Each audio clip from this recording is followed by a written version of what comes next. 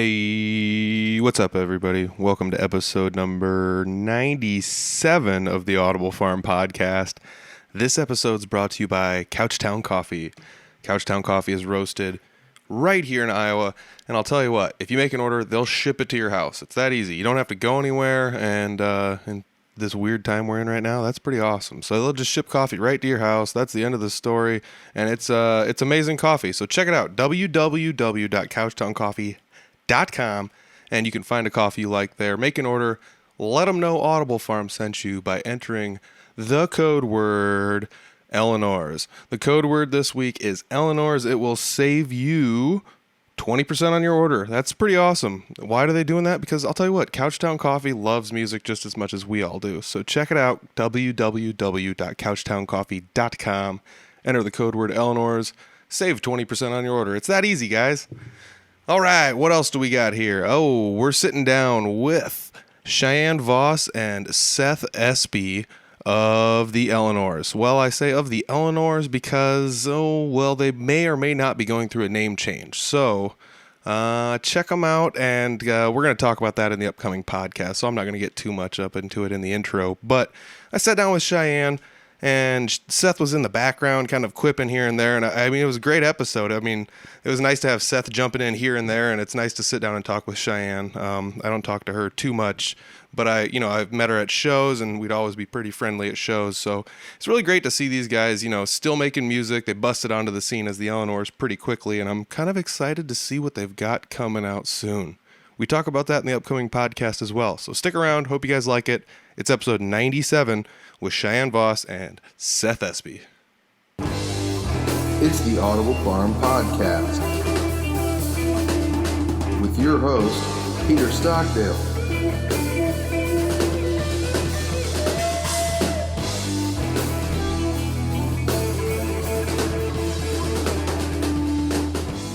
So today I am sitting down with Cheyenne Voss, and I believe Seth Espe's in the background somewhere. I am. He is there. All right. So you guys are two out of, well, I guess when I used to see you guys play, there was four of you, but you're the Eleanors. You are the Eleanors. So I hear that you guys have, I think I remember hearing something about you guys having a new album, and then we talked about it before the podcast, but you guys have recorded an album. Yes. That's awesome. Yeah, I'm super excited about it. We have been playing out with the same set list pretty much for almost a year. Yeah, about a year. Yeah, and so we were finally it's time to put this set list to bed, and went to Lefties and recorded it. Big props to Brad for doing that for us. So you guys went to Lefties and recorded right there at Lefties? That's pretty sweet. Yeah, well, I mean, not saying that COVID's a good thing, but it did give us a singular opportunity to go in there while nobody was in there, and Brad had extra time, and we all had extra time, so we had time to go in there and knock it out. Yeah, and I mean, I talked to Eric Brown from Lefties, and I mean, their setup there pretty much when it gets to the recording board is all they got to do is just plug a couple more things in and interface it to a computer, and wham, they've got all the lines set up right there to record everything individually isolated, and it's good to go. So it's already almost perfectly set up for doing something like that anyways. Yeah, honestly, it was so great. I've recorded in people's living rooms before. I recorded at Sonic Factory before, but I liked that it felt like doing a show, and you just go in, you set up your stuff, and you play it like you would play it at a show, and then it's done. It was great. That's pretty sweet. That's pretty sweet. So you guys got it all recorded there. Did you do any mixing or mastering, or are you doing any album artwork or any that kind of crazy stuff, going the full Monty on the album there, or what?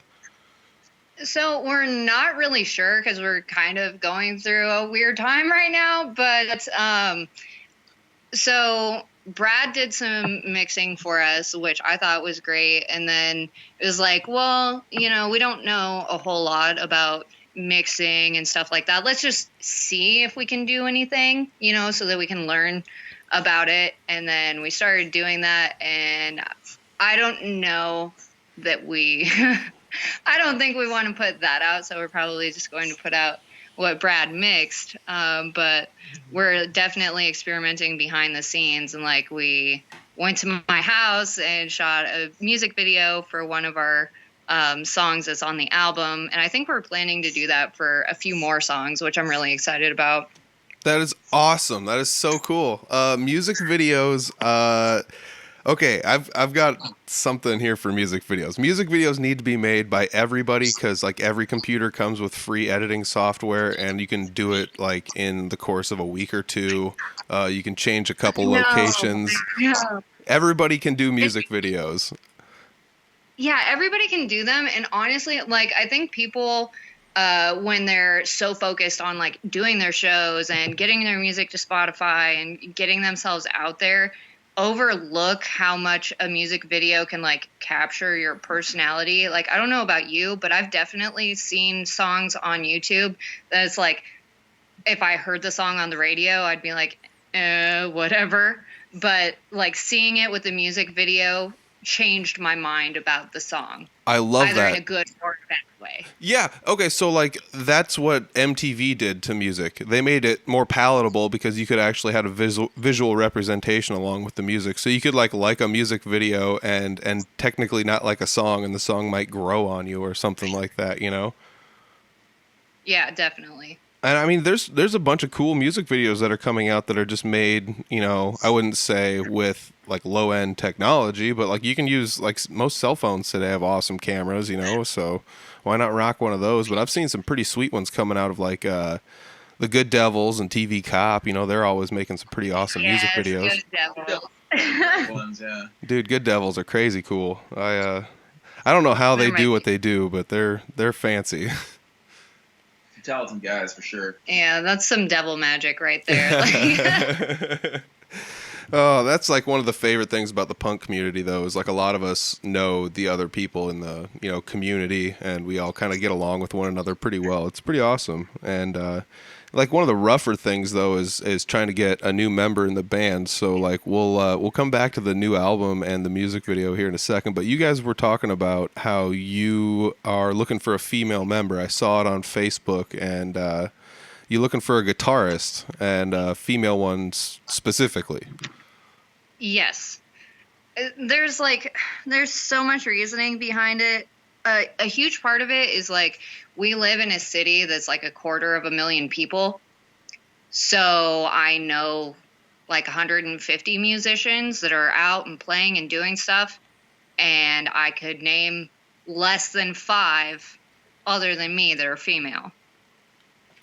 And that's just crazy. Like less than 5% of the musicians I know are female and like get a stage. That's, I don't know. Like, I know when I was getting ready to start music, like I stared at the Craigslist ads forever. I was like, I'm not good enough. I'm not good enough. I'm not ready, blah, blah, blah. And like, finally, when I tried it, it was not anywhere near as hard as I thought. And like, I just want to give that chance to somebody else who's, you know, hasn't tried yet. Yeah, I mean, I would have to agree with you 100% that like the barrier of entry most often is like within somebody else, like your own mind. So like the toughest part about going out there is doing it the first time, but once you got out there, you realize that it wasn't that tough, you know. And you were thinking like, I might not be ready, but I'd like to say a lot of people are more ready than they think they are to go out in there and at least make some music, because it's not really about like being the best and shredding the guitar until like smoke and flames are flying off of it. It's about having a good time, you know. So it really isn't. And that's another reason that I specifically am looking for a female musician. Like, aside from I secretly hoping that they would do vocals with me, or I could like shunt some of the spotlight in their direction, is that like a lot of the dudes that I meet in the music scene have already passed a certain point of proficiency. So that's like, yeah, they can strum their chords and do that stuff, but they're also, you know, in their bedrooms learning their favorite songs, which, you know, if it has a shredding part, they learn it. If it's chunky, heavy, whatever, they learn it. So, you know, I have just known so many dudes that can't resist the urge to show off what they've known. And like, I get that, but I want something simpler to start out with, you know? Yeah, I mean there is some sort of like beauty and simplicity, I would have to say. That's my whole aesthetic. Well, I mean, you've been playing music for a lot longer than I've known you. That's for sure. Like, how did you start out with music? Did you play like maybe in Okay, high school, or did you just pick up a guitar when you were a teenager, or how did this all go down? I started out in school, doing music classes and stuff. I always really liked it. And I was raised like super religious. And so like music was always something that was super special to me because it was like what I could get access to wasn't guaranteed.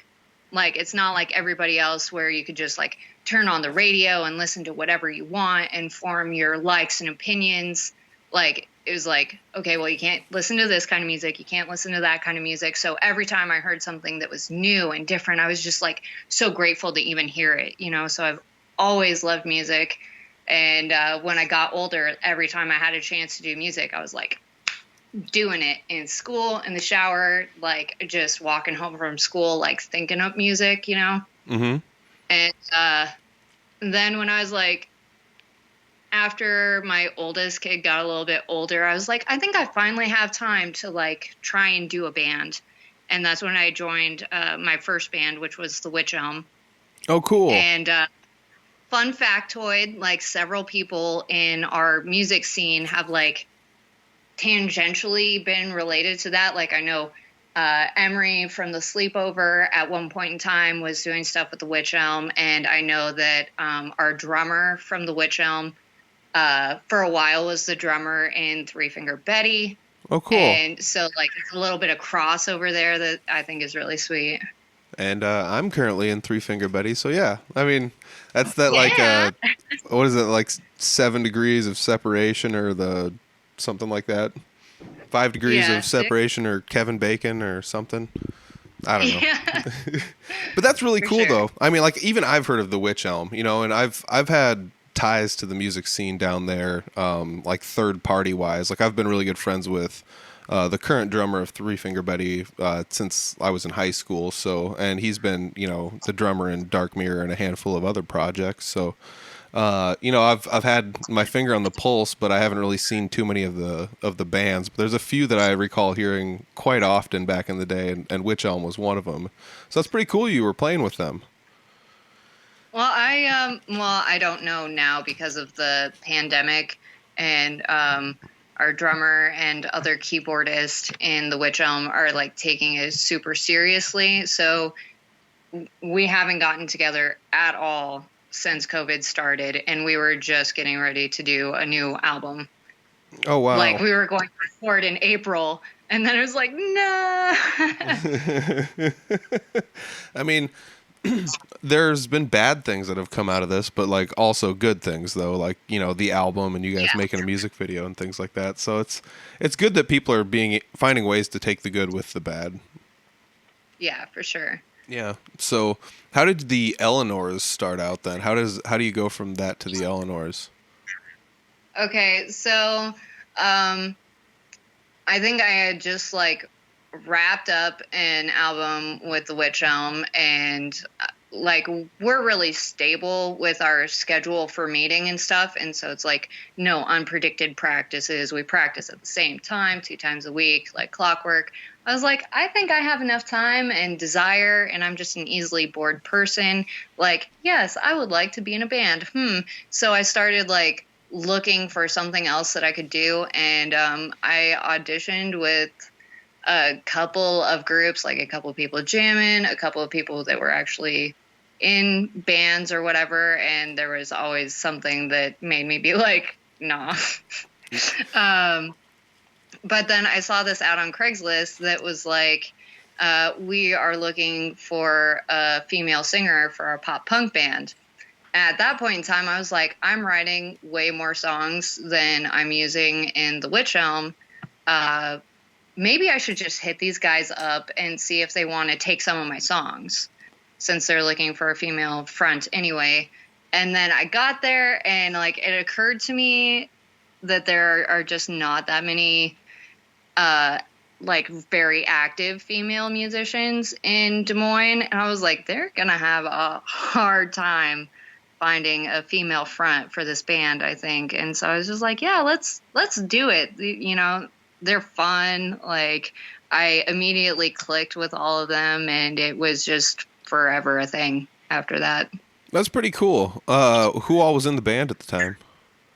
So at the time, it was Jake and Seth, and then the lead guitarist at that time was Jared Scott, Yeah, something like that. Yeah. and he, I think, is currently doing stuff with 16 Staples. Yeah. Okay. Which is a band that Jake and Seth had been in together prior to doing the Eleanors. And then I don't think that we got to like the family holiday season. Like, I joined in August, and then like around Thanksgiving and stuff, people were going on vacation with their families, and then he just sort of stayed on vacation, and we're like, okay, well, we'll keep going, you know? Mm-hmm. Well, I mean, that's one of those things. It's pretty tough to hold a lineup in a band together for a long period of time. And I mean, I'm not trying to say like it's impossible. I mean, I've been in Three Finger Betty for three plus years now or whatever, and it's been the same lineup Has it there. really been that long? Yeah, I mean, it's 2017. I think I played my first show with them, the beginning of 2017. So, yeah, all 17, 18, 19, and half of this year. It's been 3 years. Jeez. But you know, Wow. I mean, they were together for like 5 years before that with varying lineup changes and stuff too. So sometimes it takes a while to find the sweet spot though too.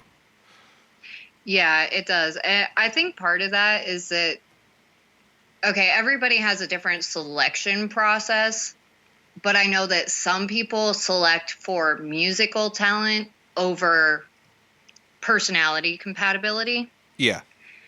And like, I think that works really good in like mega bands where you like, you know, are playing big stuff, and you have that like the thrill of success or whatever, and you just get over hating each other.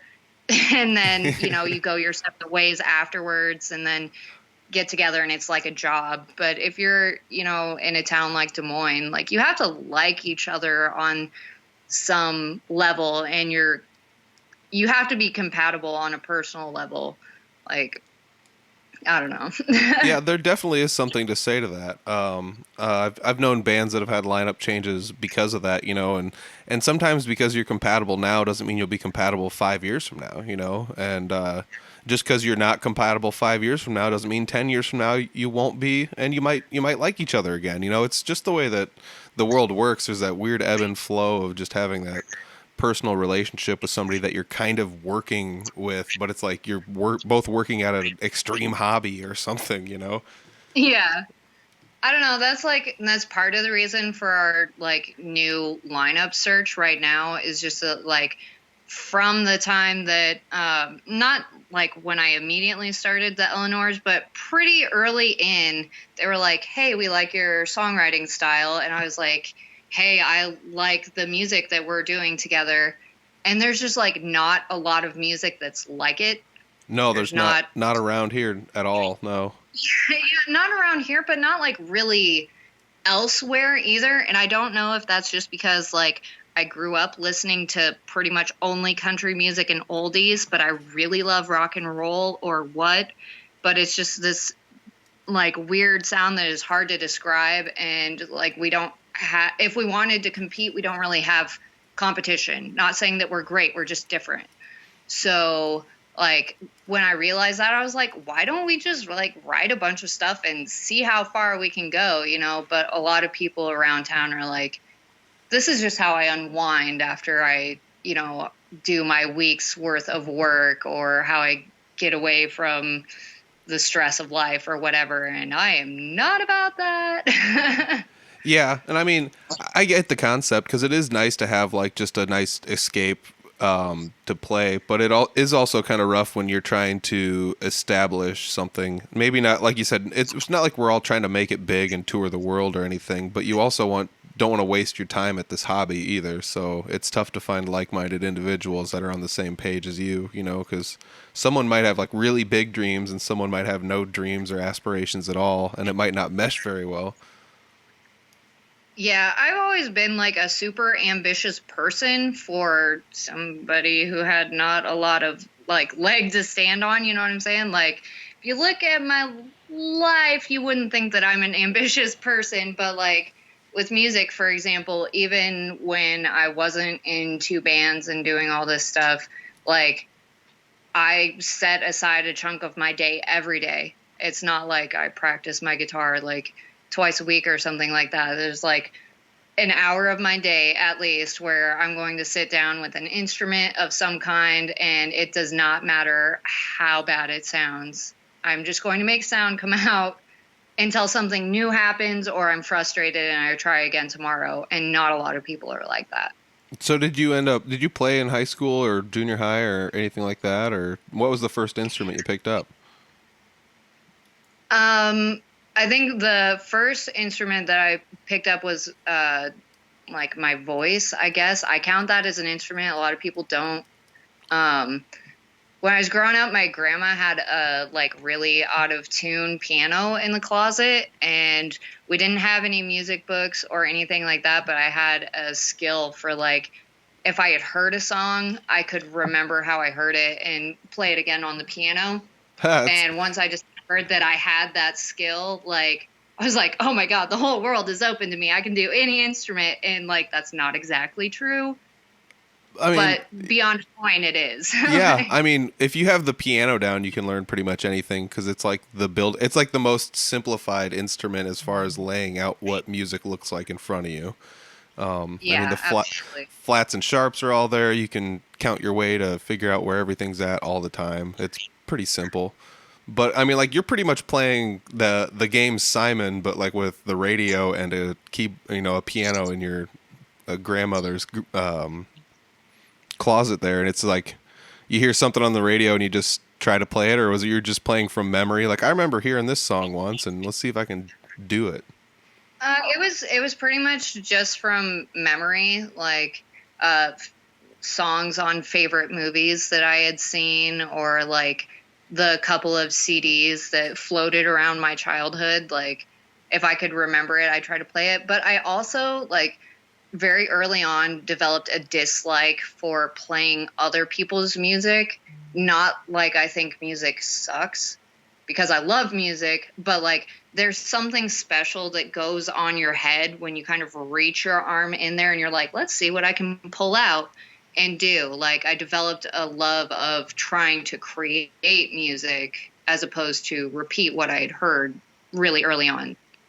That's pretty cool. I mean, I've never been that comfortable with myself creating music because I don't know what my deal is. I just hate everything I make, and I'm just like, this sucks, and I just toss it aside. And I, for a while, like recorded everything I played and chunked together some stuff, and it sounded okay, but it was still just, I don't know why, I'm just never happy with what I make. But it's pretty cool that like even you at a younger age could figure that out and have that confidence. Well, I don't know that it was necessarily confidence so much as just like I wasn't getting the stimulation that I wanted. Like I wasn't hearing the kind of music that I wanted. Or, I'd hear like a few songs, but if you only have like 20 favorite songs that you get to hear over the course of your childhood, you're like, give me something new. I don't care if I did it and it maybe sucks. Like eventually it'll be good, Yeah. Well, that's cool. I mean, that's a good mindset to have. It's not everybody has that mindset, so it's a good one to have. And I'm a little envious of it, I guess. So when did you pick up the guitar for the first time?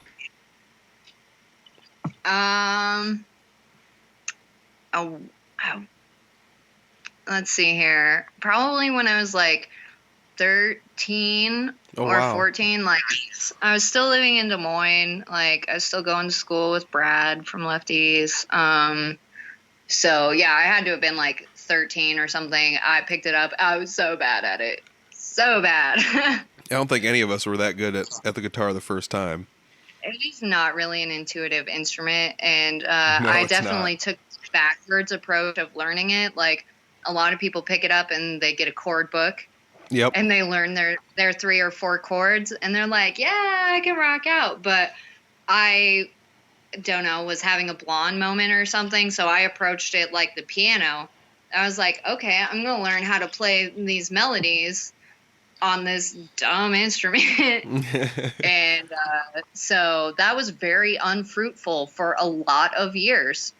Yeah. Learning guitar without having somebody to like point and push you in the right direction is very difficult, but if you want it, you can do it, you know?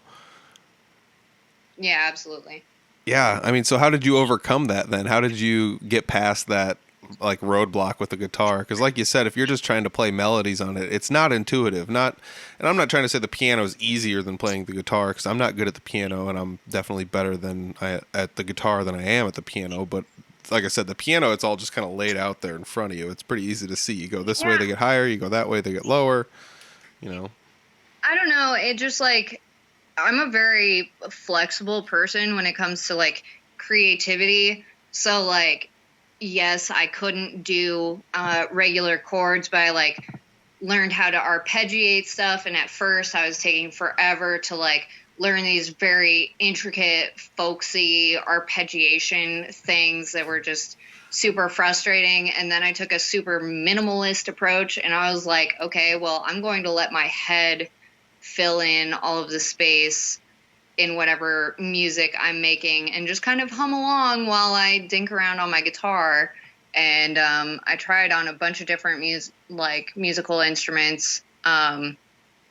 In high school, I did trumpet for a while, and let me think, I did the auto harp for a while, and yeah, I just like pretty much tried to play anything that I could, but really I realized that being more creative with what I was doing was a good workaround to being good at any instrument. Like, if you can come up with something that goes with it, like, you can do your work in the creative part and not in the skill part, if that makes sense. Oh, yeah. I mean, there's definitely... I have this conversation with a lot of musicians over the creativity versus skill thing, where it's like kind of like a balance, if I feel like. You can go too far with skill and it starts to lack creativity because it just sounds like you're running scales and arpeggios and, like, you know, just doing stuff that seems more like a exercise than it is music. And then, I mean, but like at the same sense, like I'm envious of both people that have either ability. It's just one of those wild things where I feel like there's a slight dichotomy sometimes in that, and blending the two is always difficult. Yeah, I definitely spend all of my skill points in creativity and not skill. Not saying that I can't play the guitar. I can. Can I play it well? Not really. Like, it's so bad, in fact, that I play my guitar in open E tuning, just so, like, I can preserve quality while I'm playing at speed. So we play pretty fast music, and my brain cannot keep up with, like, okay, this fingering, and singing the stuff and the words, like, it just removed that obstacle. But there's other obstacles to playing open E. Like, there's never any tabs, ever, of open E unless the song was written in open E. So you can't, like, unless you sit down and transcribe it, you can't figure out what the leads of something are. You're very limited outside of, like, your sharps and flats in all the major chords. And even then, not really, because if the person who wrote a song was kind of fudging that chord, you will be able to hear it when you play it on your guitar that is not in standard tuning. Yes. Yeah. So, I agree with that all 100%. I was looking up open tunings that were just kind of goofy ones, and open E is an open tuning that people do use, but it's like very rare. And I've actually, like, I went through a whole thread the other day of, like, people talking about using open E because of its simplicity, but it makes, like you said, it makes, like, flatting a note or flatting a chord like a little difficult, or, you know, it's kind of goofy. So like, or like you can't run your normal pentatonic scales across it to make some simple leads anymore. They've all like vanished. Yeah, they all just like vanished in a goofy pattern that is hard to get to. And it's funny that you talk about that because like even within the last week, me and a buddy sat down and goofed around with Open E just to see what it would be like, you know. So it's another one, like, good on you for utilizing that to the best of your capabilities, because it's one of those things where you're using it, like you said, to kind of overcome having to bend your fingers in all these weird shapes to make all these chords while playing at a faster rate of speed. Because, like, if I had to describe the Eleanors, it's generally, I would just call it punk, but it's not really, you know, punk is too broad stroke. So it's too broad. Yeah. So, well, you had Till on, and he described it as like a mix of the Ramones and the early Pretenders, but I don't think that's right. I think that we have rock sensibility, but like rhythmically, I know I play with more of like a rockabilly or psychobilly type of rhythm over top, but everything else sounds like punk. So I think that's kind of why it sounds weird and not easy to describe, because it's not rockabilly music. It's not really punk music. I mean, some of the stuff in there is kind of punk, but yeah, I always describe it. She said garage rock one time. I go pop punk / garage rock. I think is pretty close to the mark. We do a little ska now too, but yeah, it is kind of hard to define, put your finger on exactly what it is. So you should just listen to it. Yeah, there you go. yeah, definitely. I mean, like, if I had to describe you, I would say something in the pop punk and ska, but like there's definitely no horns, and you guys aren't like, you know, chewing bubble gum, blowing big bubbles on the beach, you know, like the happy-go-lucky pop punk music is. So you know, and that's one of the cool things is I find there's not an easy way to define a lot of bands nowadays, especially on the independent scene, because it's a mishmash of what everybody loves, and it still comes out somehow in like a genre that like you can generalize so much, like, you know, like I said, punk, you know, but if you said like metal, I mean, that's another one where it's like, well, metal could be a lot of different things too, you know. A lot of things. You know, even country can be a lot of different things these days. Oh, man. Actually, been country recently. Been doing some kind of country-esque songs. Stealing some country songs that didn't get justice. Mm-hmm. Yeah. That's cool. I mean, that's the other thing is like I can get down with, I think, something from every genre. It just takes the right people at the right time to introduce it to me, and I can get down with it. But I mean, nothing beats it live though, too. I mean, like you said, you gotta go see the Eleanors the next chance anybody gets. But let's speaking of which, the Eleanors, you guys were debating a name change? Yeah. All right. So I want to change the name so bad. I have pretty much since I joined. Like, I like the logo. I like the name for a little bit, but it was officially dead to me when we went to the Toaster show. And we played first, and Mr. Toaster. I don't know what his name is. We call him Mr. Toaster, the singer for Toaster. Yeah, he's like, so you must be Eleanor, and I was like, fuck no. Like, it just gives that callback to like the '60s era, which I like, but the callback that it gives is like Tommy Lee and the Shondells or such and such and the Who and Who. Like, I just don't like that. It's like kind of egotistical in my opinion, and honestly, the more I could get out of responsibility for band stuff, the more I would. Like, I don't want people to think that I'm behind, like, the brains behind it. I just want to write songs and do music and have people pat me on the back out in the bar. Like, I don't want to be, you know, the master of puppets over here. That's dumb. So the new band name is. I know some people that are like that. What? So the new band name is probably not going to be the Cheyennes then. No. Definitely not. I don't know. We have a hard time deciding, possibly because we always end up talking about it after we've had a few beers.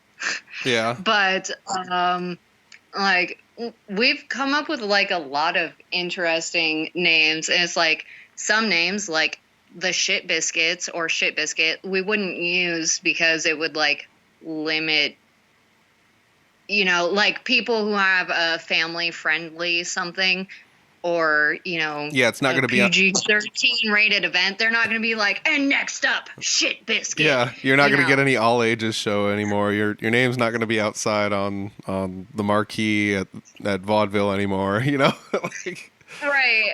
Or like, you know, I feel like we could squeak by with like all kids are bastards, because bastards is like a low rate cuss, I guess. Or yuck foo. Yeah, yuck foo.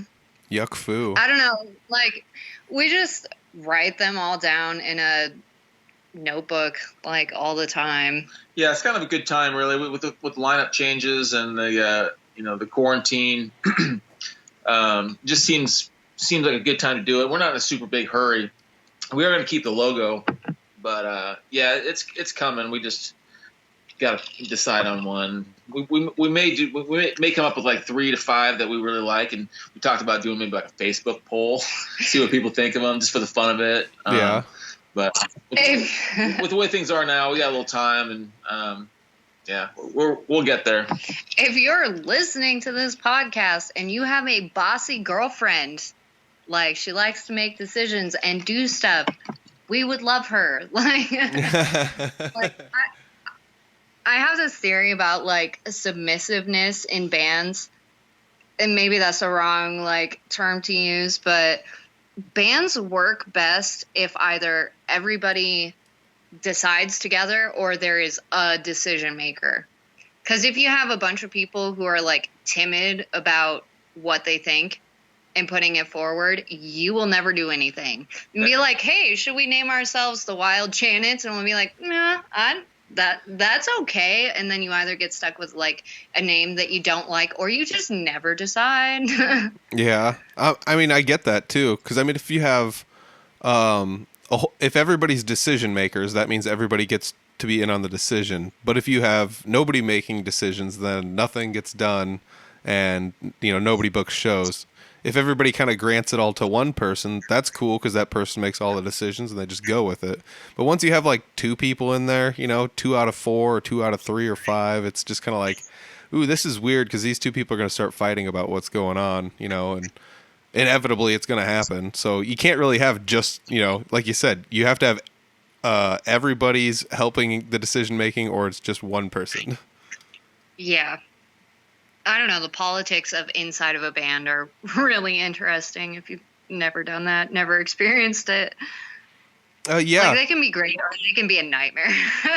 Yeah. And I mean, the worst and best parts of it are the same thing. Like it can be good, but it can be bad. And sometimes when it's bad, it can be good. And sometimes when it's good, it can be bad, So like, yeah, everybody can get along and everything can be hunky dory, but you guys can also like just kind of get complacent at the same time. So, I mean, the other end of it. I think that's a thing that happens in the Des Moines scene a lot. Not saying that we're all complacent farm people or something like that, but like, I don't know. I've been to other cities and stuff, and it seems like, I don't know, a lack of competition, or like, I don't know, like you go to Minneapolis and musicians there are maybe not like cutthroat per se, but it's like they definitely egg each other on. You know what I'm saying? Like one band will be like, ooh, we got to do this sweet thing. And then this other band that is envious of them or hates them or whatever, they're like,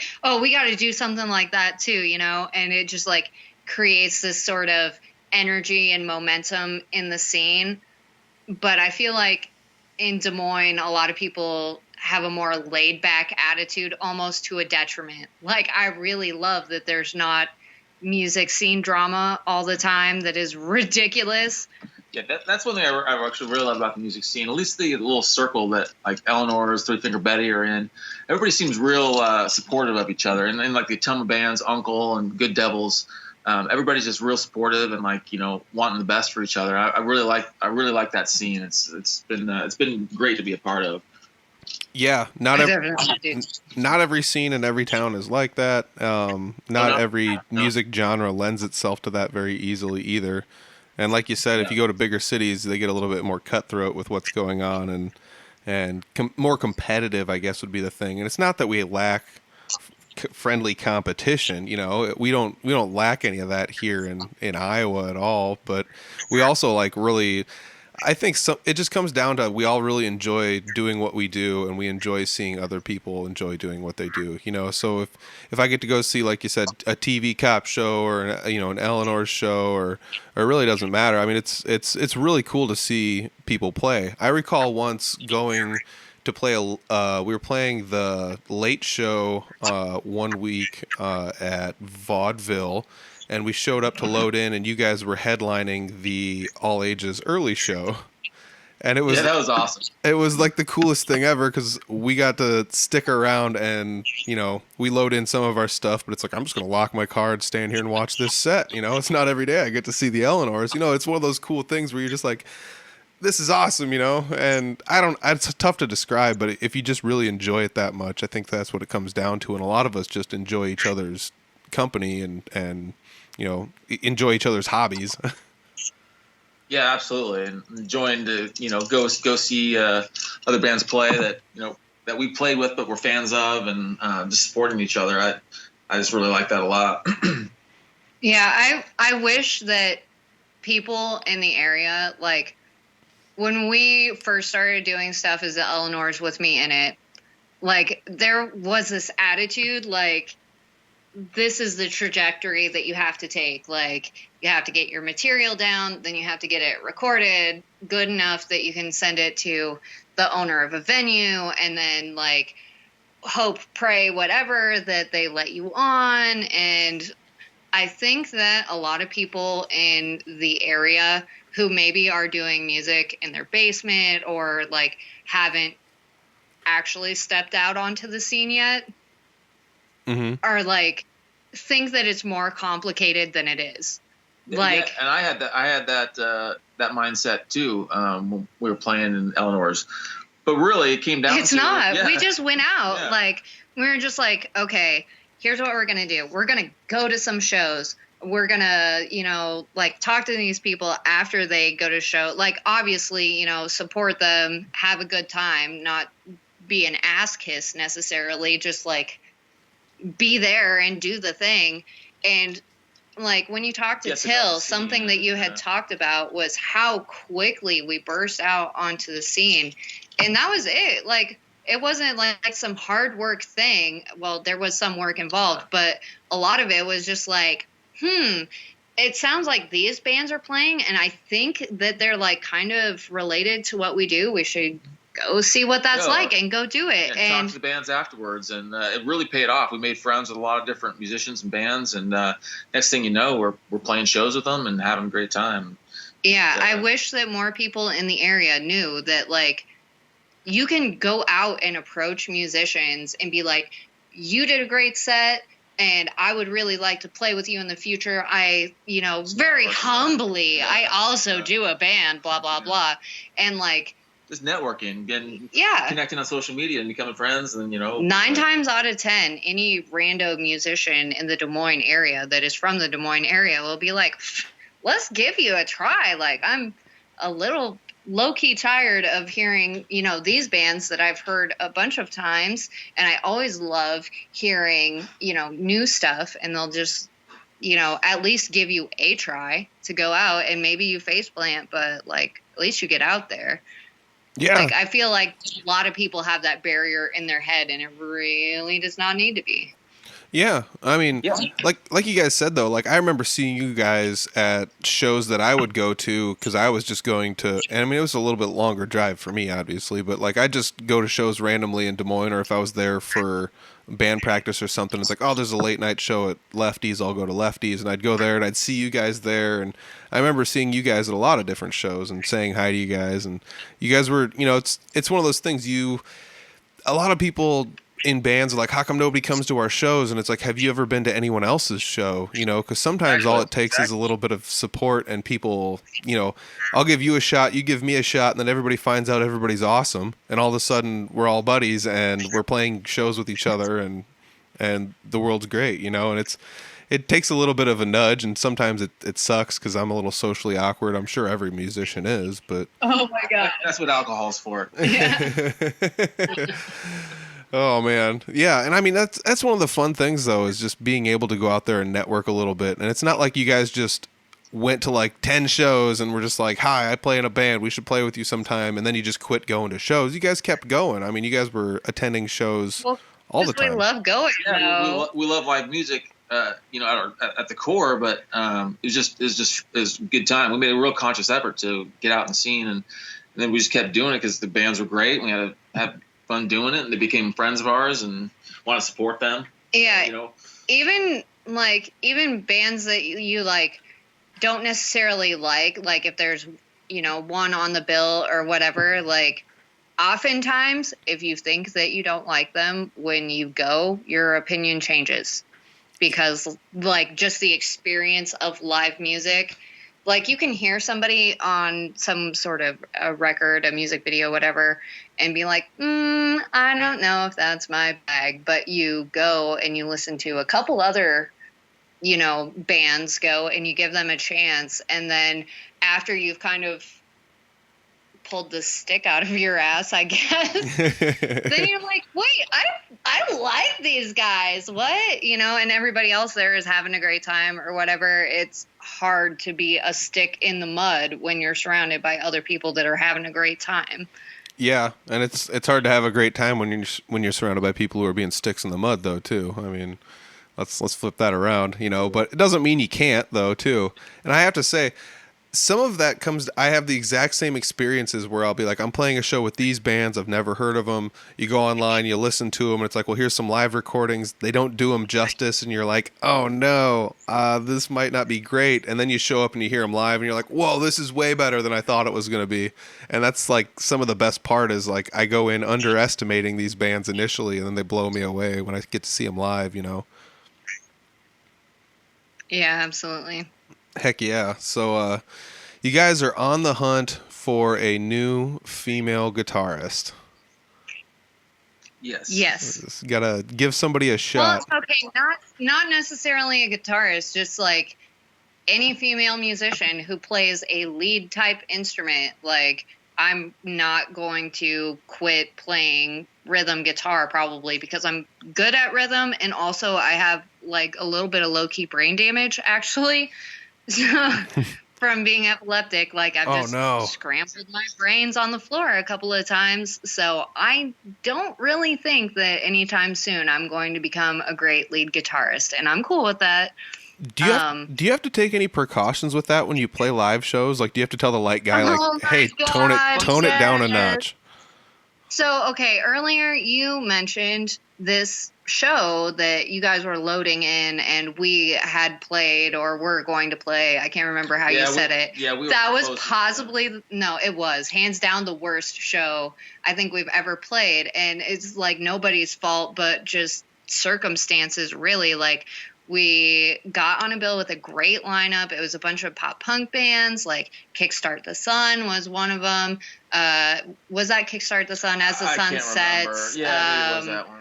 Yeah, so we went to play with them, and somebody that was on the bill had not just strobe lights, but powerful strobe lights.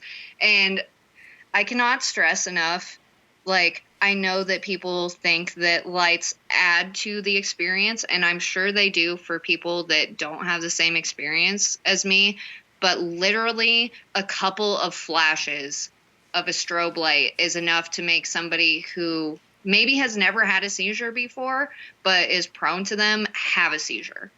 And, like, I have been epileptic long enough that I, like, know when it's going to happen, and they started flashing before we had gotten onto stage. It was like 2 bands before we went up.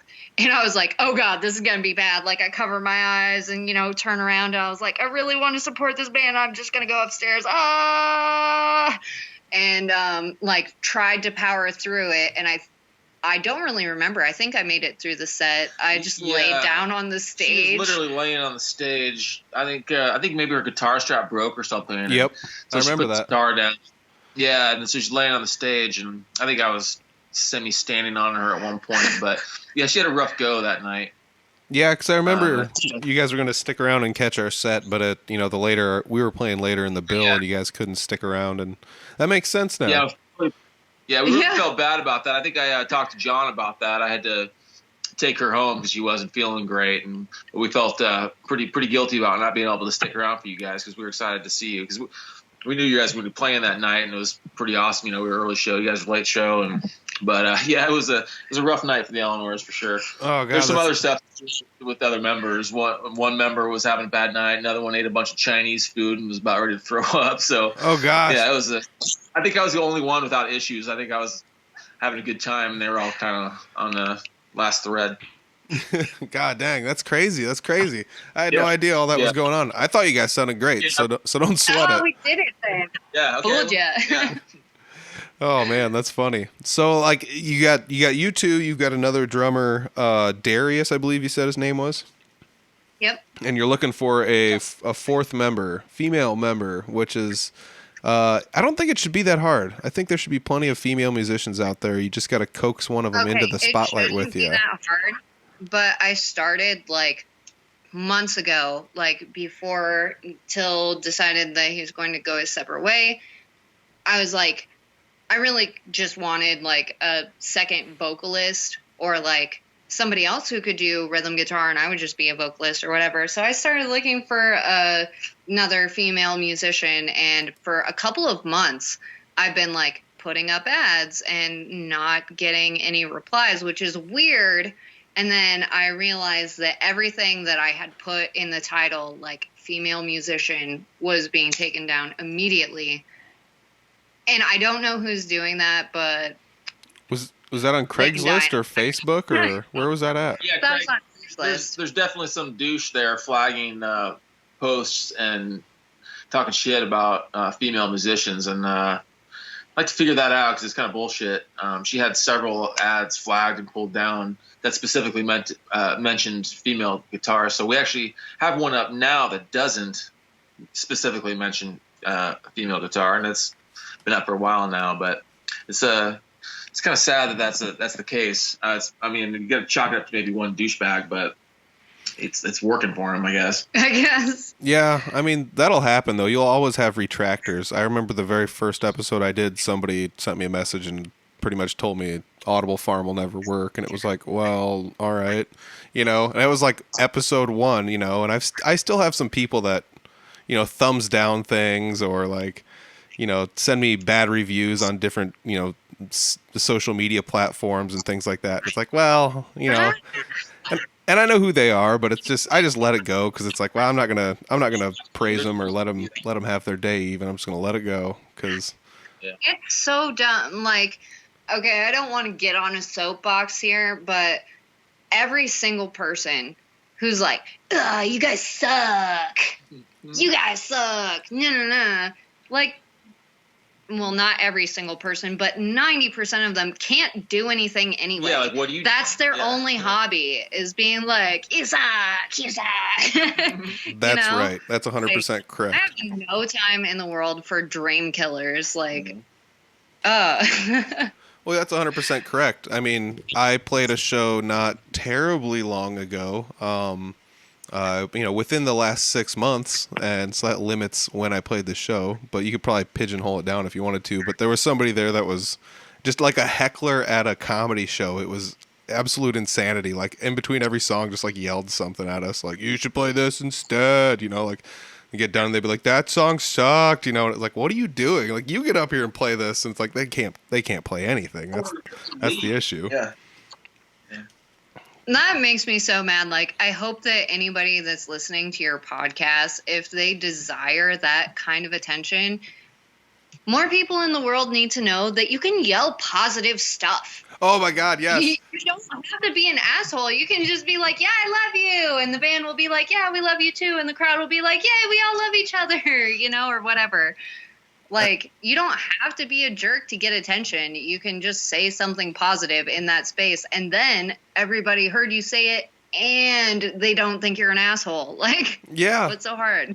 Yeah, because that's the best thing ever, too, because you could say something nice, and then somebody else might be like, yeah, I feel the same way this person does. Yeah, you do rule. This is awesome, and, that's... It's one of those things. That's one of the reasons I wanted to start the podcast. When I first started playing music, I was like, oh, there's more cool bands out here than I thought there was. Like I said, I underestimated so many bands that I saw live where it's like, I got to talk to some of these people and get the word out there, But even when you're trying to do something positive like that, every now and then somebody just, every 20 episodes will poke in and be like, hey, like thumbs down, like, okay, neat, way to go. Like, I'm glad you're taking time out of your day to do that, but whatever. I totally agree with that. Like, I told you previously that I'm a pretty freaking ambitious person. And, like, I started out being like, yeah, let's make as much music as we can do. Let's go as far as we can go, blah, blah, blah. And it was not very far in before I was like, if there's people in the scene that are kind of a downer, that's going to make it harder, like the hecklers in the crowd or whatever, the people that are like, oh, this will never work, or that sucks, or only cover bands are good, or whatever, doesn't matter. Like, after that, I was like, wow, you like really have to put a lot of work in to like build momentum. And I don't know if I was just having a really ambitious day or what. I was like, man, how cool would it be if we just like group up with all the people in Des Moines and who are actively doing music and want to do something with it other than just as their hobby or whatever, like do compilation albums or get together and do a group project or something like that. And I know that I talked to you about that at a bar sometime because I was like just really jazzed about it and you happened to be there. Sorry. No, that's cool. But a lot of people are like, I don't know if that's going to work. You'll never get enough people involved. It's like, obviously you're never going to get enough people involved if you're just like, if you have a bad attitude about it. But if you just call some people up and you're like, hey, let's make a music video with all the people in the music scene in Des Moines that want to come, and have like a barbecue or whatever. I don't know, whatever normal people do. Like, you can just make it happen, and sometimes good stuff comes out of an impulse, and I think people discount that a lot. And, like, you, on the other hand, like, I cannot even wrap my mind around how much work you've done with Audible Farm. Oh, thank you. And not even wrap my mind around it. Like, when I first met you and first learned about Audible Farm, I was like, oh, that's cool. I would really, I had been thinking at that point in time about doing a podcast and have it be like, I don't know, people in the music scene, like switching songs or like some music aspect of it because I love music. And and then I realized that you'd already been doing the podcast for like almost a year. And I was like, oh my God, that's so much work. It's so easy to lose momentum on that when you're just like doing it, sharing it. And like a couple of people are like, yeah, whatever. Yeah. Like lukewarm response is a soul killer. Yeah, true. I mean, I'm smiling. I'm just smiling over here because you're explaining every drop of it like perfectly. Like it's it's tough to get it out there every week, and if I take a week off, I know that'll be the end of it. It'll just be like, well, I'll just take another week off some other time, and I'll whatever. Nobody cares. Nobody listens. And as soon as I stop doing it, that's when people are gonna be like, where's the podcast at, man? And I'll be like, oh yeah, I forgot about that. But I mean, I really just, one thing, like I said, I found that there was so many people making music that was so good. It was stuff that I would never think of making. There's stuff that I can't even perform, and it's just wild to think about. There's that much cool stuff out there, and it's like, I got to talk to some of these people and figure out how they got to where they're at, and some people are younger than me, and some people are older than me, and some people take the cover band route, some people take the original band route, and it's just really neat to hear all those things. And I say if you want to start a podcast, go for it. I'm all for having more than one Iowa-based podcast. You can be my first guest. I mean, there's been multiple podcasts that have been started around the same time frame mine was, and there was one that was pretty much what mine was, but just 5 years earlier, and it was the Pants Off podcast. I don't know if anybody... Yep. I followed them for a long time. They were pretty cool. And then also there was like the Flyover podcast for a while. They were... Yep. I'm not sure exactly what their brand was, but I know that they talked about Iowa music a lot. So, or music that happened through Iowa in some cases. Yep. Like, yeah. But yeah, I mean, my podcast just kind of hides out there in plain sight. People don't know what it is based on the name and everything else like that. But like it started, I was just farming up I was taking videos of people live because I had like a portable recorder. And I had a phone that had pretty decent video on it. I had a GoPro, so I just walk around and video record bands and mash the audio to it that sounded better. And whammo, you'd make these videos for these bands and stuff. And, for some bands, before they ever had recordings, it worked out pretty well for them to get a decent raw live sound so you could compare everyone, and that's what the YouTube channel started out as. And that's all this really started as until I was like, I'll do a podcast. Why not? And why? Yeah. And I hate myself. Why not? That's the beginning of every project I've ever done. Yeah. I've got plenty of free time. Why not? I'm only going back to school and working and, whatever, but rock and roll. Yeah. I think you should start a podcast. You could probably have a really good one, especially with the concept of I think it would be awesome, like you said, to do some sort of there's enough bands in the Iowa area that we could buddy up with that we could make a compilation album. I would have to say. I love the idea of a compilation album, and I don't think we'd have much of an issue at all doing it. There's enough bands that got recorded stuff to submit. I think it's a really good idea, actually. Got it. Honestly, I had thought about doing the thing where we're the Eleanors, your Three Finger Betty, and we give you the information for one of our songs, you give us the information for one of your songs, and we just try our very best. We could be Three Finger Eleanor. Three Finger Eleanor. Dude, that would be genius. That would be a genius idea for a YouTube channel. Like a BYO split sort of deal. Right there. Yeah, I just I feel like, okay, so I used to be really into art, and then as soon as I left high school and didn't have a art teacher breathing down my neck and being like, okay, this is a project you're going to do this month. This is a project you're going to do that month. I was so happy for approximately 2 days before I was like, oh my God, I want to paint so bad, but I don't know what I'm going to do, And I feel like if you aren't getting feedback from your community, it's really easy to fall into that, I don't know what to do. I don't know what people like, and having that direction to give somebody a challenge, that could be really sweet. Yeah, definitely. I mean, sometimes just like you said, if you don't have somebody that's just you're painting fruit this month, and it's okay, boom, here's some awesome looking fruit paintings, and then they're next month you're painting a tree. On every single one. But and then it's one of those things, if you don't have somebody down there suggesting these things or telling you what to do or whatever, if nobody's fabricating it, then nobody's doing it, and nobody ever gets the idea to. And I hate the downer idea that it won't work, because sometimes you can just make stuff just to make stuff, because why not, I think, you can definitely make stuff just to make stuff at the same time. Okay, so the creative cycle, if you are not mentally stable, is a cycle of I'm doing great, I'm going to sing songs because I'm happy or whatever, I'm going to do creative stuff, blah, blah, blah, blah. You ride the upswing, you're I'm so productive, and then you get to the top, you stall out, you're oh my God, everything I've done sucks, and you have a breakdown, and then you don't do anything forever, and then you, I don't know, think you're going to quit music forever or whatever your chosen skill is. And then you're no, okay, I guess I'm just going to do that because I'm bored and my life is empty without it or whatever. But every time I go through that, I'll be at the peak of I'm going to quit everything forever. And then I'll talk to somebody, and then invariably somebody is you can make music just for you. It's I don't want it. Oh my gosh, you still there?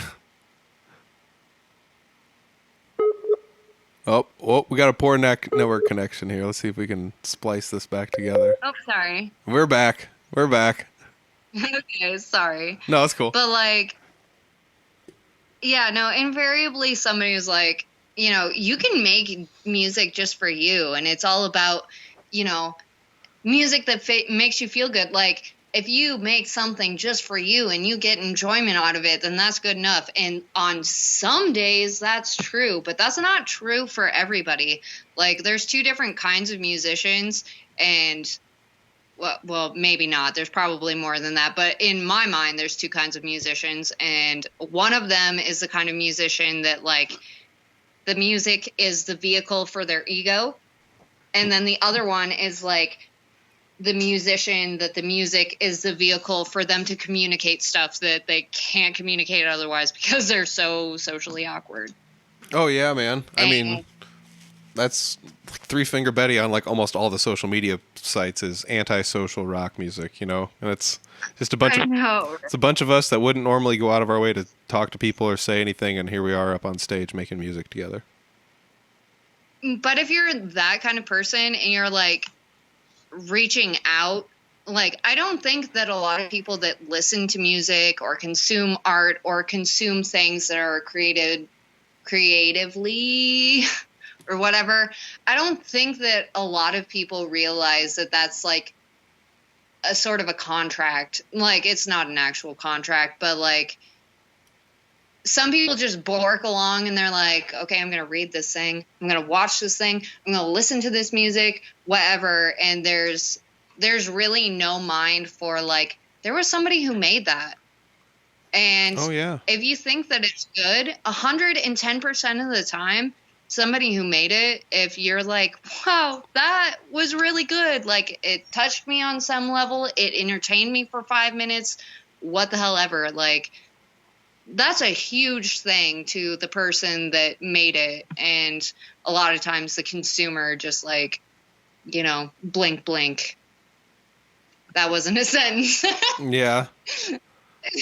They just do it and don't really have a think for it. So if you're like a mindful person and you send that energy back, like, so much more can come out of a person who's creating if you feed just like a tiny bit back. I know that's hard when like you see people on Facebook or social media that you perceive are, spamming the things that they've created, or that's all they do or whatever. But for some people, that's like not their whole life, but a huge part of their whole life, Yeah. They're just waiting for somebody to be like, please just tell me it doesn't suck. Yeah. Please just like give me one thumb, Yep. I totally get you, man. It's, it's that struggle of the artist in any sense, whether or not, I've talked to lots of different people who make lots of different things, actual artists, musicians, pro wrestlers. Even, love pro wrestler episodes. Dude, love them. They're so good. They're so good. They're so good. I don't know why. I love talking to the pro wrestler guys. I got to have a few more of them on and sit and talk to them. But, there was actually, we'll just skip that. I was going to say there was some wrestling nearby, where I live, actually. Not, I think it was either tonight or last night as we're recording this, but either way I missed it, and that's unfortunate, but whatever. One of the weirdest / greatest shows I ever went to was, do you know the band Masked Intruder? Yes. Records band? Yeah. Did you go to WrestlePalooza? Oh my God. Yes. At Woolies. It was so weird, but so great. Yeah. Dude. They had that, wrestling troupe. I think, where were they out of Kansas City or something? I can't remember where they're from, but yeah, Masked Intruder played in the in-betweens. Like, it was such a weird / great show. Dude, that's been something since we started going to pro wrestling shows. Like, someone's got to mix these, and Eric Cannon up in Minnesota, First Wrestling, that he started it, and he figured out a way to get it done right. And I'll tell you what, he's done a handful of them. They sell out First Ave in Minneapolis like within 24 hours every time. Sometimes within the evening they go on sale. It's wild. They're good shows. Was that Minneapolis then? Yeah. The Master. Okay. Yeah, yeah. It was so good. Yeah, they did a couple shows actually at Woolies. They brought the show back down here to Iowa. They'd do like one up there one night, and then they'd come down here either the next night or the next weekend to do a show down here. And I mean, they were always different shows. They're some of my favorite shows ever. They're really fan intensive. It's everything is made for a crowd reaction. The whole thing's fun. But yeah, dude, I think if there's any wrestling promoters listening, I don't know if Todd or Troy are listening, but hey, maybe think about doing some rock and wrestling stuff. For sure. There's something that's like so sweet about like the performing arts other than musicians. Like aside from being in bands and stuff, like I was in a sword fighting troupe for a while. What? And yes, yeah, really. And She's a Ren Fair nerd. I'm a Ren Fair nerd. Whatever. They're so supportive. I would, you hey, just back I don't say off. that negatively. I wish I was a Ren Fair nerd. That's right, I'll stab you. But like there's just something that is irresistible in a show about something that you can't see anywhere else. Yes. And that's what makes Ren Fair so cool is like, I don't know, contortionists and acrobats and flame eaters and, of course, sword fighters and jousters and stuff like that. Like, I would also be open to some stuff like that on a stage. I'd be all about it. Like, lefties, get some fire swallowers. Like, oh man, that'd be crazy. I mean, like you said, mixing. I'd go. Everybody would go, wouldn't you? Like, Yes, and that's why I think like mixing live performance with like 2 different styles or 3 different styles is awesome. Because even like at WrestlePalooza shows, they would do burlesque dancing and stuff like that. yeah. So like, I mean, say what you want about that, but that's, I mean, it's still like that's friggin' cool. It was cool to be like, there's wrestling, and that even the burlesque dancers got involved somehow or another. It almost always happened, you know, which is like tons of cool. I friggin' love that stuff. And burlesque dancers are so awesome. Let me just say, they're so cool. Like, they know how to be involved and be awesome with anything. Like, I kind of, like, on a tangential note, wish that there was, like, a little bit more cooperation in the music performer scene or whatever. Like, you know how when you go to a bill and it's a split bill, but it's really just, like, a band plays and then their fans are, like, just kind of bummed out for a while the next band plays. And it's, like, a carousel of taking turns instead of, like, I don't know. It seems like cover bands play and their fans are always like, yay, music that I'm familiar with. And I really wish that there was some sort of coalition that was like, okay, this is a cover band that does this kind of music. And then this is an original band that does pretty much this kind of music. You know what I'm saying? So like, you go for the thing that you know, and then you get tricked into the other thing that is also awesome. yes. Oh, that would be sweet. That'd be sweet. I do like agree with what you say. It's tough to find band like a full lineup. Full lineups aren't always like a smooth sailing thing where it's like, this is pop punk night at blah blah blah, because there's not 50 pop punk bands to choose from where you can just be like, these are the ones, you know. So sometimes you mix like metal with punk, and it's that weird like polarizing kind of thing that goes on. But I don't know. It is kind of tough though. There are like you said, music coalition. There's a Des Moines Music Coalition. They do some stuff that, you know, linking networking musicians with one another. Aren't they like responsible for the majority of like festival type stuff that goes on in Des Moines?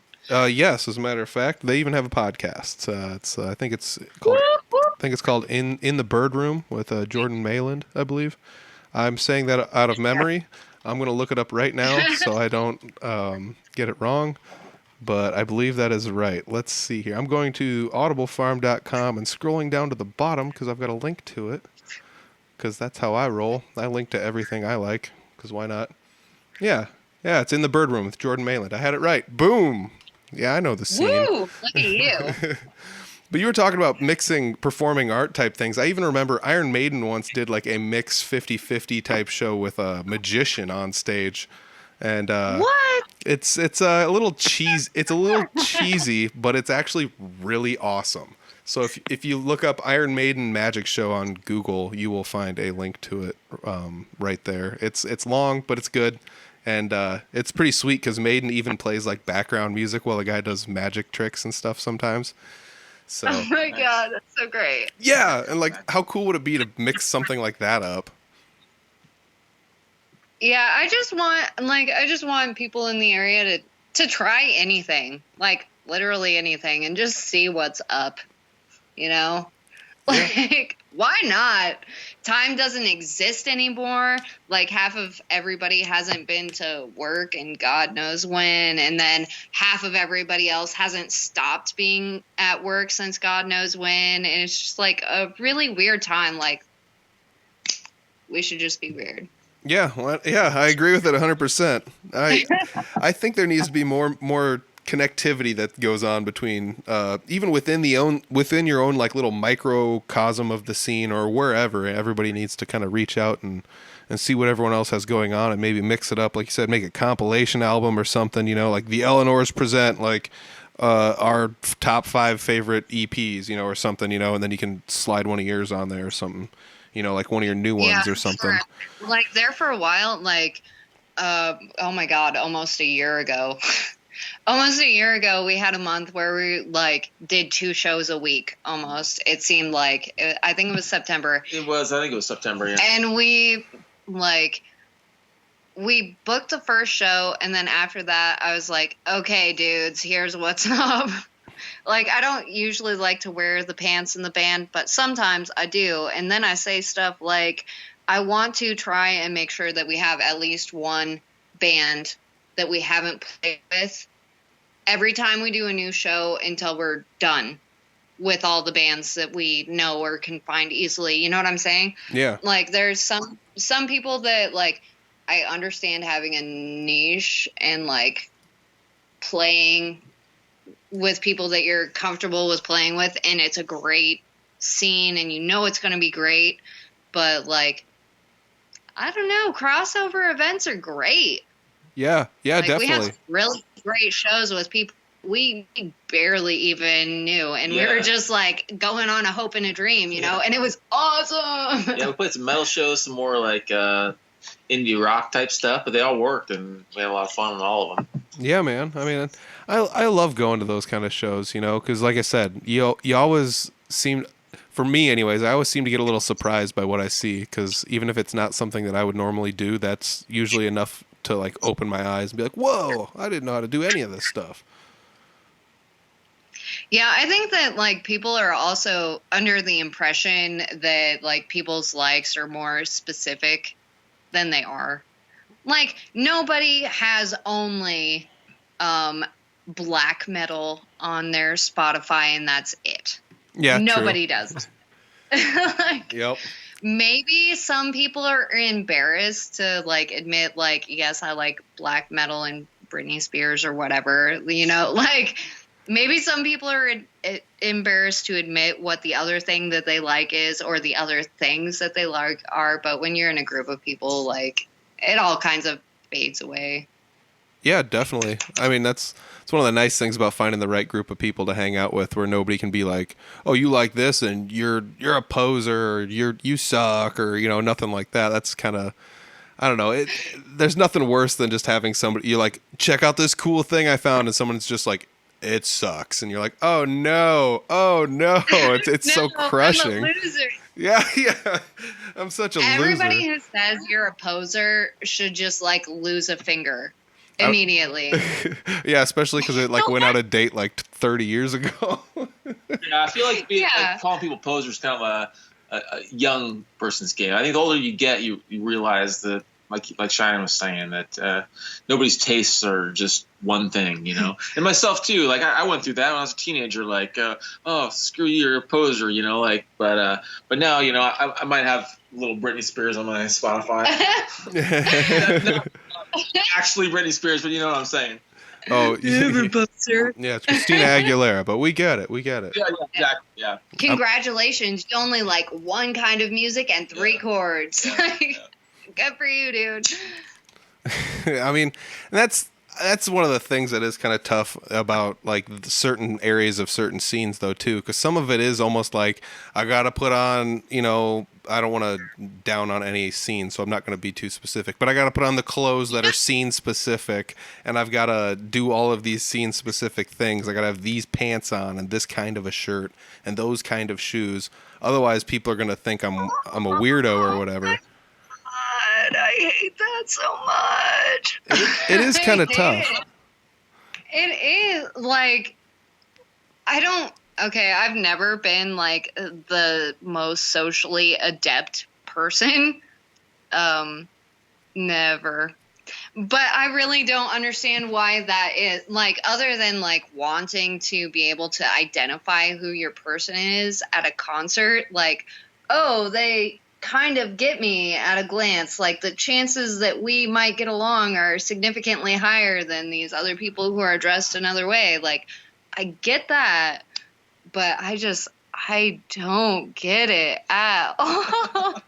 Yeah, I mean, that's the weird thing, because like I said, I do get it too. And also, like Seth said, in my teenage years, I was a big advocator of like almost everything I'm saying I don't agree with now, so I was that guy that was just like, I've got to wear jeans and a Maiden shirt and my hair's got to be long and I'm more metal than anybody, and it's just nonsense, and then eventually you're just like, well, I don't know, I'm definitely not the most metal person ever.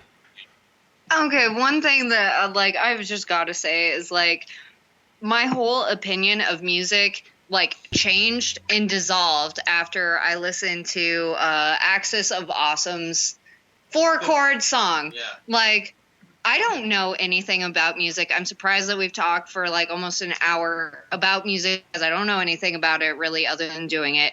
And so I watched that video and I was like, what? They're all the same 4 chords? Like, what? And then like I took that concept home with like every genre, and I'm like, oh my god, so much of this stuff is all the same stuff.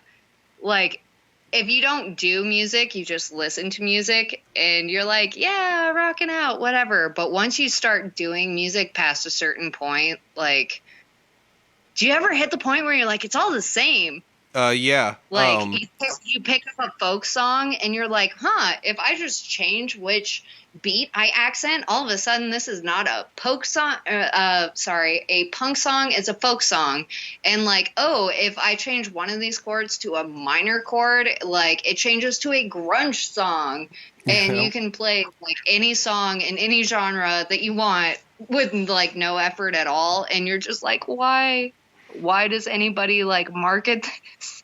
I don't understand.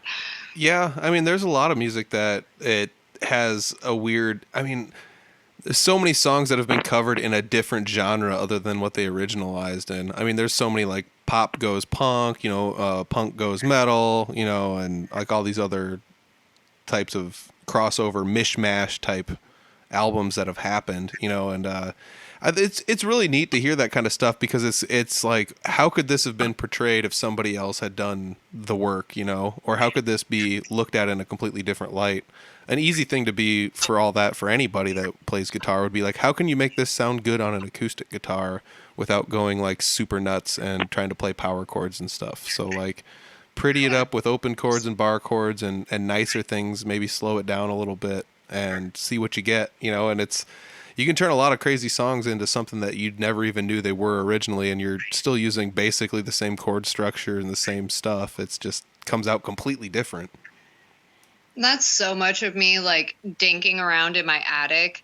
Like, I run out of ideas, like, every day, but I also am a stubborn bitch, apparently, and I'm like, oh, well, I could just try and do it in a different genre, or, like, I'm going to take this song that I absolutely hate and play it until I find a way to play it where I don't hate it.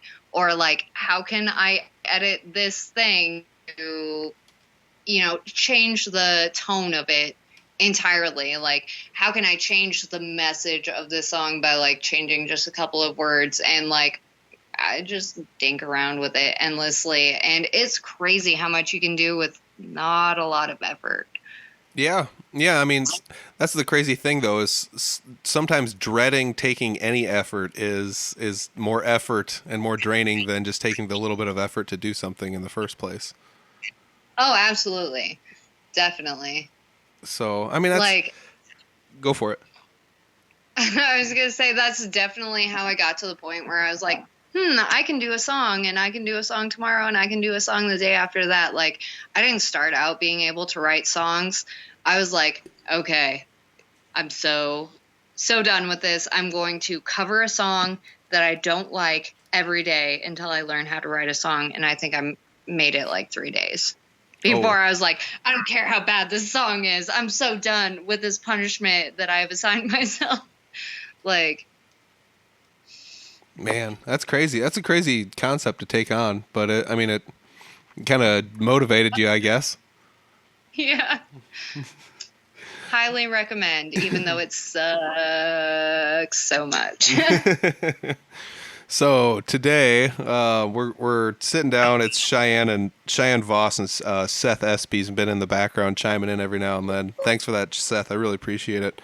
Yeah, all right. We've talked about the Eleanors, the possible name change. We've talked about you guys recording an album, and that's going to be coming out soonish, maybe under the Eleanors name, maybe not. There's also going to be a music video. Probably not. Yeah, probably not. So let me ask you this. If you come up with a new band name, are you going to drive everyone from the Eleanors band page over to your new page, or at least make a post saying that? We're just going to take the Eleanor's page and announce that we've all died in a tragic cribbage accident. Ooh, cribbage. Because we're stylish like that. That's awesome.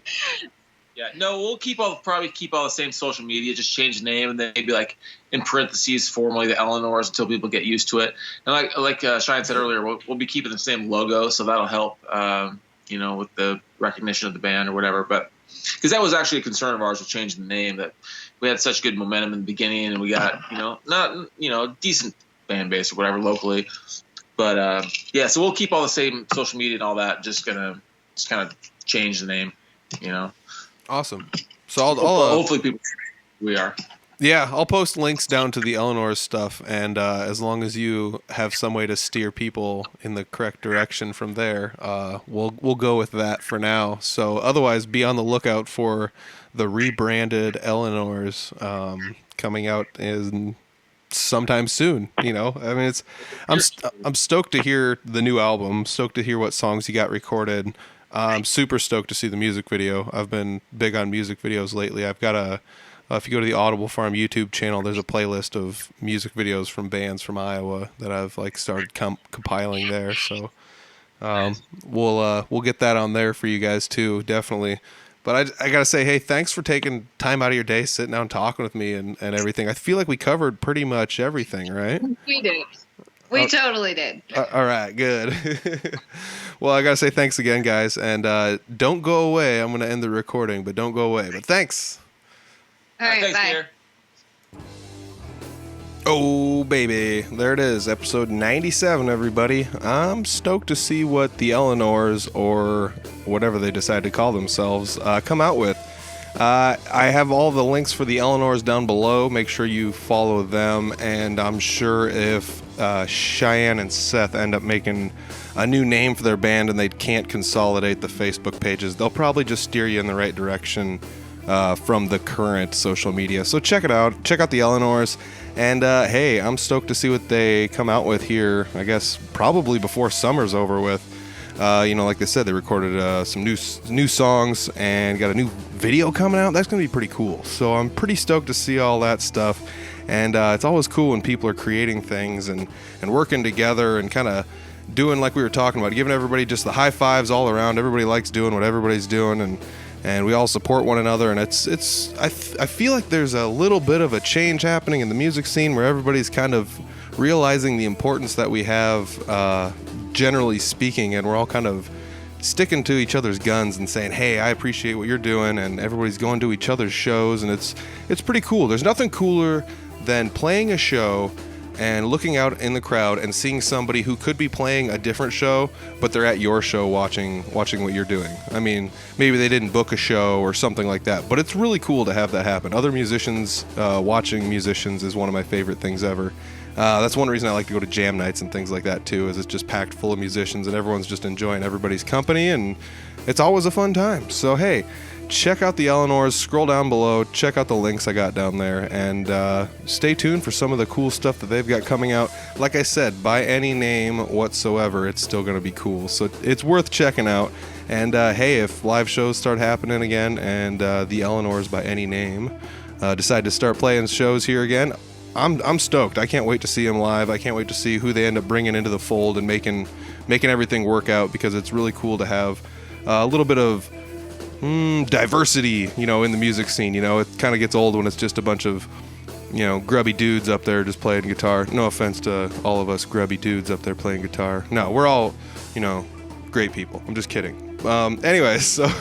hey, I really like being able to sit down and talk with people, and like I said in the intro, I haven't really sat and talked to Cheyenne and Seth too much. I've seen them at shows. We converse, a fair amount, but it's not like we sat down and one-on-one like this. So it was really cool to be able to sit down and get to know each one of them better and kind of figure out what makes Cheyenne tick. She writes a lot of songs, like a lot of music. So it's really cool to have somebody like that, in the music scene that has the ability to just constantly keep creating things. And, she wasn't lying in the podcast when she talked about how much music she writes and how many songs she has.